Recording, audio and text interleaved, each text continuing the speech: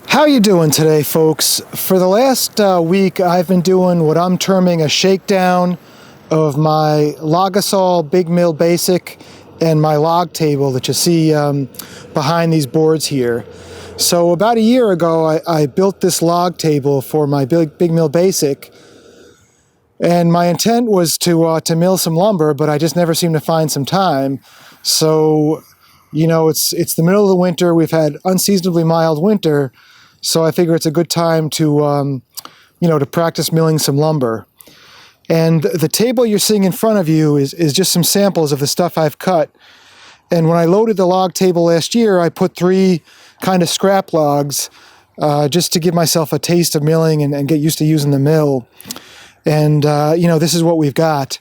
So this would be right here. This is red maple. This is some more red maple. These smaller planks here. And then this is actually some cedar that milled really nicely. And I did cut the end here with the dog ears, so I could put this on my fence if I wanted to. And then this board on the end is some live edged red maple, and it's got the spalting going through it as well. Really cool. And I know my wife came out and saw this board, and she immediately said, "Can you make a bookshelf out of that for me?" So I really need to take some courses on woodworking or watch some woodworking videos, because I really enjoy milling. I enjoy making the wood. I think it's just really fun. I think it's amazing to see. Look at how nice and square those boards are. I think it's amazing to see, a log turn into a board. And if you're into that type of thing, there's a fella on YouTube named Matthew Cremona, and I'll put a link in my description, and I'll put a link to one of his videos in the end. This guy took his welder and he made himself this ginormous bandsaw mill, and I've been watching him, run that through the paces, and it's just fascinating to watch a woodworker. He's a hardcore woodworker, and he's milling his own lumber on this huge bandsaw mill he made himself, and it's just really, really cool. But here's the log table. I know I did a video last year showing you guys my log table. If you look at that video and this video, the logs on the end of the table there, those are the same ones. There's no change there. The only difference I've really made is I change a little bit of the way I set things up. This is a piece of cedar. I had it on the mill, and I just left it here just so I could show you guys, how things look and how things work. And this piece of cedar here is I just left just to show you, how precise the mill is. This board I would have set the mill for 3/4 of an inch, and I'm using milling chain from Bailey's. It's Woodland Pro milling chain. And the chain is giving me a 3/8 of an inch kerf. So whatever I set my board height to, I just have to subtract 3/8 of an inch for the kerf.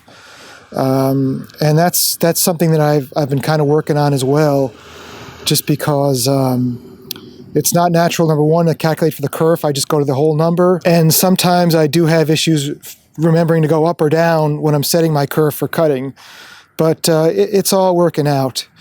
So what I've got is this is the Big Mill Basic. So when I bought the Logosol kit, first I got the timberjig, and I made my own wooden rail, and I only milled maybe 2 or 3 logs with that. And I wanted something that was a little bit easier to maneuver and quicker to change the heights. So I got the Big Mill Basic, and I only milled, I think, 2 logs with that. And then all this is here is just the Big Mill Basic mounted to the log table. Now, when I got the Big Mill Basic, they didn't offer the farmers in the United States, or at least I never saw it. Knowing what I know now, I probably would have just jumped up to the farmers right away. The difference between the Big Mill Basic and the farmers, I think, is like $500 or $600. But if you're going to be milling in a stationary spot and have the logs brought to you, and the logs are a manageable size, I would say, especially if you've got a machine, you can lift them up. and put them on a log table, I would say just go ahead and get the Farmers or the M8, depending on what you're looking to do from the start. As nice as this is to have the keys to change the height of the cut, the Farmers would be even nicer because you just crank a handle and raise that mill up and down. So what I did, this is a 9-foot rail on the mill. Last time I showed you this, I had this. This is called the track bar. No, this is the T. I don't know. There's 2 pieces here that are connected. And last time I had these pieces out here and out here. So this whole assembly would have been farther away. Yesterday I put them closer together, and it's a little bit tight to get in there to change the height. The way you change the height of this mill is you just loosen this handle a little bit, pull this key, raise it up and down, put it in. These notches are all set at a 1/4 inch. And when you're changing the height of these handles, any big mill guys, you don't have to go gorilla on this thing, which I've been doing. I'm trying to teach myself to just snug it up, because if you go gorilla, the thing can be a bear to get off. So the other thing I want to show you is the Logosol manual very clearly gives you some nice directions on how far out to mount this and how to mount this. You want your bar from your big mill to be a touch higher than your table, which I've got it. They want it to be, I think, 2 1/4 inches out from the table, so you have room to move the knob. And they also want you to make sure you've got your pieces parallel. And you can just sight down your log table to make sure things are parallel. And one addition I made, if you take a look over here, is I put this piece of flat bar here to catch the logs, because it's really a pain. If you don't have this piece of flat bar to stop them, once you get your cant squared, you would pull your log to the track bar, and then every time you change the height, you have to push it out. So now once I've got everything squared off, I just, lean it against this, and I can just take my planks. And the precision, I've never had lumber bandsaw milled, but the precision is, I know with the wooden jig, I'd measure boards and they weren't very precise, but I'm getting very regular results. I mean, there's always going to be, there's a reason it's called rough sawn lumber, but the results are very predictable, let's put it that way, as far as the thicknesses of the boards, and predictable and repeatable. So I really can't complain at all about the results I'm getting. And again, if you look at that table, I don't see any boards there that look, horribly thicker or narrower on one side or the other. So I just want to stress that if I was a woodworker and had a, what's it called? A planer. If I had a planer, I could very easily see running this wood through a planer to flatten one side, or I guess it's a jointer. If I had a jointer, you'd run through the jointer to flatten one side, flip it over, run it through the planer to flatten the other side parallel to the first side. You take your table saw or you take your circular saw and make one straight edge, and then make a second cut or run it through the planer again to smooth the other side. So if you're a woodworker, this is definitely a viable alternative to to buying the lumber you see at the big box stores. And then the only other thing I want to show you guys is, so let's move this out of the way. What I ended up doing to make a clamping system is I just took a piece of square bar here and I cut it at a 45-degree angle on two sides, so I have a nice sharp point on it. And when I want to go ahead and secure the log, I'll just take my my 3-pound sledge and whale that in there, and then I've got my old-fashioned C-clamps to tighten them down. And I can take these and put them up higher for a bigger log, or put them down low for the smaller log. But it does a great job securing the log so it doesn't move when you're cutting.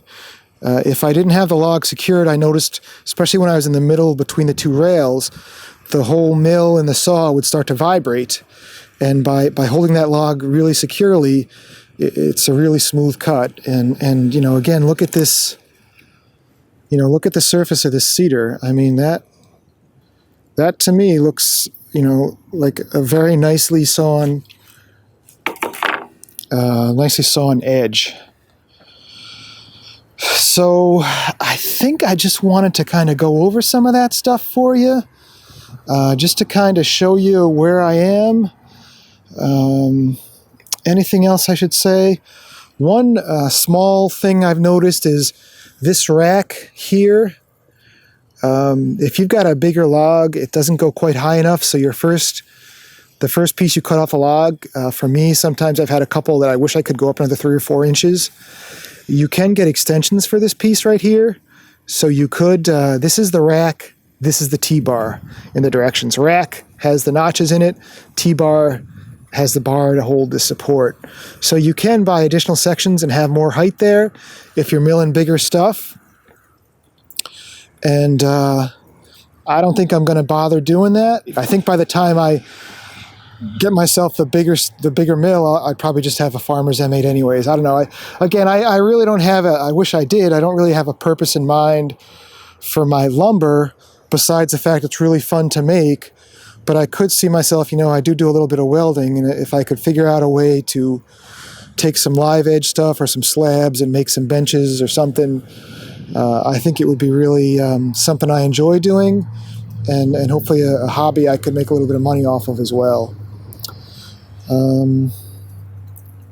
But otherwise, you know, if you look over here, so we've got the logs on the table up here, and then there's one piece of cherry over there, which I'd like to get to sooner than later. Most of this pile is actually, it's red maple, which I don't think is a very high value log, but I know red maple has really nice color when it spalts. So these logs, even though they've been sitting for quite a while, you know, I'm not too concerned, because even if they spalt, they might turn into something nice. I've got some sugar maple here, and I've got some sugar maple here, which I think is a high value wood, and I want to do some research. Or if anybody knows, you know, when you're rough cutting sugar maple or basically hardwoods, the woods I'm doing are all hardwoods except for my cedar fencing. When you're milling hardwoods such as sugar maple, or there's some white oak back there I'd like to break into as well. What are the common thicknesses that you would mill at? I guess the nominal thicknesses, so people could finish the wood. So I don't just make scrap out of all this wood. And then over on this side, you know, I've got some special wood. They always say, you know, milling is something where you can make projects with special wood. So these 3 cedars here used to be along the road, and the state came and cleared them out, and I asked the guys to just leave them long. So these are cedar trees that are from our property, and I'm going to make some fencing out of those. And then these 3, these are maples as well. Unfortunately, we had a maple fall across the road. Thank God nobody got hurt. But these were the straightest and the nicest pieces of maple I had, and I want to mill those. And again, if anybody knows what a good size to mill maple at, nominal thickness, so that it can be used in a later project, please let me know. But I want to mill those, so at some point when I do take up woodworking or do more woodworking, I'll have some nice wood from the property to make something out of. It would just be a shame to burn those in the stove when, you know, that's like the history of the property. It probably took that tree 60, 80 years, I don't know, maybe longer to grow. But that's the milling setup. And the only other thing I wanted to say, just as I'm kind of rambling, is so I didn't do any finishing on this wood. So this is cedar, and it's you know, the inside of the cedar, really nice. And if I set my chainsaw mill to 1 inch, it's going to take a 3/8 of an inch kerf, which is going to leave me a 5/8 of an inch thick board. And, you know, this is what you get. I mean, it's it's pretty smooth. I mean, I don't know how smooth. Again, this is rough sawn lumber, but all I can say is it's well within acceptable tolerances. So I'm not even gonna, run that through a planer or a jointer or anything like that. I just cut the edges, and these are wet. I mean, the wood has been cut. The tree this came from was probably cut, I don't know, over a year ago. So the log was over a year old. But when I cut this board, it was it's definitely wet, and you can see it's even still red where the sun didn't get it. It's definitely still wet, but I mean, that to me is looks like a normal board. I don't know what else I could do. It looks like a perfectly normal board to me. And another question I have is, I milled 4 of these, and it's cedar.